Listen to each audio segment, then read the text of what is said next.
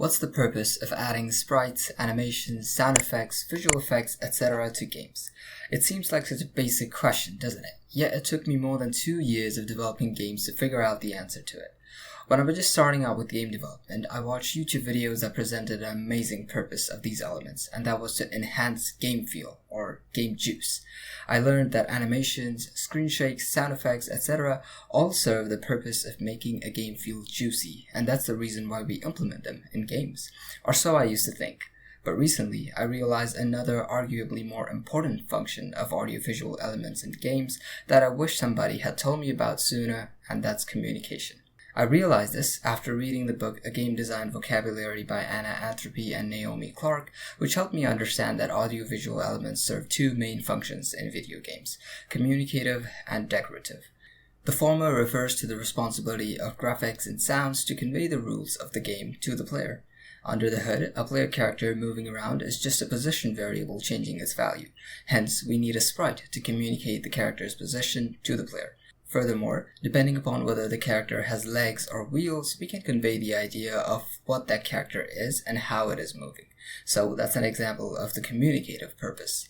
What I call the decorative purpose is when audiovisual elements are used not only to communicate the rules of the game to the player, but also to enhance the experience of playing. Going back to our previous example of a moving character, if we implement a simple wheel spinning animation to our moving character, that reinforces the idea that was already conveyed by the mere presence of the wheels, that the character is moving using the wheels. Add to this a little dust particle effect as the player moves around the scene, and you have yet another visual aid indicating that the character is moving.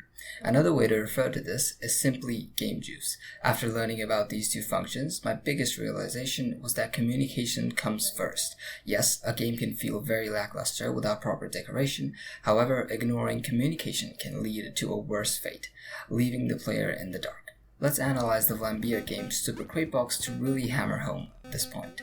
Super Crate Box is a game in which you move around a static level to collect crates while avoiding and killing hostile mobs using various weapons that you get from those collected crates. It's a Vlambeer game, so it's no surprise that it is polished with juicy sound effects, animations, and screen shake. However, these do not compensate for a lack of communication from the game when using certain weapons. Take for example the bazooka, a weapon that does explosive damage but takes some time to reload before it can be fired again. The issue here is that there is no indication, neither visual nor auditory, from the game to let the player know that the bazooka is ready to be fired again. This leaves the player in the dark and causes them to constantly tap the fire button hoping that a rocket will come out. Now, this kind of design can be intentional when you want the player to be in the dark, or to create tension or add a layer of mastery to the game by forcing the player to know and mentally count down the number of seconds before the weapon can be fired again. This can be seen in the implementation of grenades in some games where the game doesn't tell you how many seconds are left until the grenade that you just pull the pin of explodes. However, I highly doubt that this is the case with Super Crate Box, because in the same game, while using the shotgun, there is both auditory and visual feedback when the weapon finishes reloading and is ready to be fired again. Moving on, I want to share some examples of how I'm using these ideas in the development of my own game, with the hope that you will walk out of this video with a rock-solid understanding of how to apply these concepts into your own games to potentially make them better.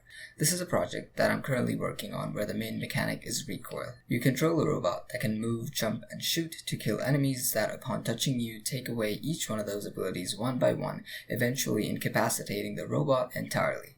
Since the game is still early in development, I have not implemented animations, but I have put in place simple sprite swaps to communicate various things, such as the charge indicator on the robot's gun turning gray to indicate reload, the eyes of enemy robots changing color from gray to red upon initial deployment to indicate that they're now hostile, the robot losing its yellow jumping pad and wheels to let the player know that the robot can no longer jump nor move, and so on. That's all I have for today. I hope you enjoyed this video and got something out of it.